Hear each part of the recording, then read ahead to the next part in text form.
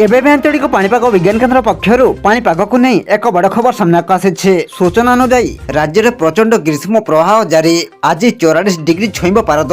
राज्य में प्रचंड ग्रीष्म प्रवाह जारी रही। कालबैशाखी प्रभाव रोते अधिकांश स्थान में पारद उपरमुआ होइछि। आगामी 3 दिन में बढ़ दिन तापमात्रा। तेबे आसंतु नजर पकाइबा आज केउ केउ जिले में प्रचंड ग्रीष्म प्रवाह जारी रहिबो एवं केउ केउ जिला को अलर्ट जारी करिछि आम भुवनेश्वर स्थित आंचलिक पाणीपाग विभाग।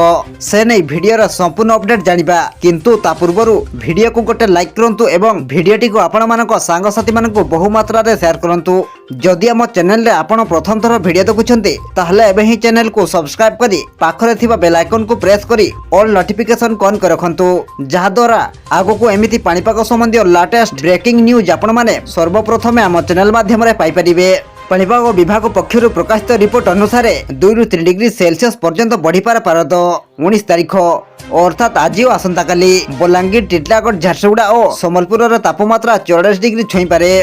यही समय मध्य उपकूल ओडिशा रे पारद 42 डिग्री पहुंचीबा नहीं पाणीपाग विभाग पूर्वानुमान करिछि।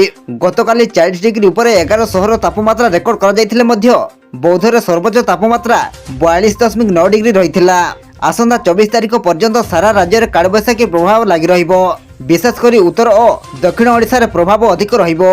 2 दिन तले सूचना थिला कि राज्य में पागरे परिवर्तन सह आसंता किछि दिन मध्य खरार प्रभाव बढ़िबा सह कालबैशाखी वर्षा आश्वस्ति आनी दबो बोली पाणीपाग विभाग पूर्वानुमान करिथिला।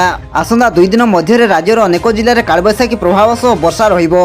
वज्रपात और झड़ पवनर संभावना रहिछि। उत्तर और दक्षिण ओडिशार किछि किछि जिला पई येलो वार्निंग मध्य जारी करछि आम भुवनेश्वर स्थित आंचलिक पाणीपाग विभाग। आपण मानक अनुरोध एथिप्रति सतर्क रुहंतु।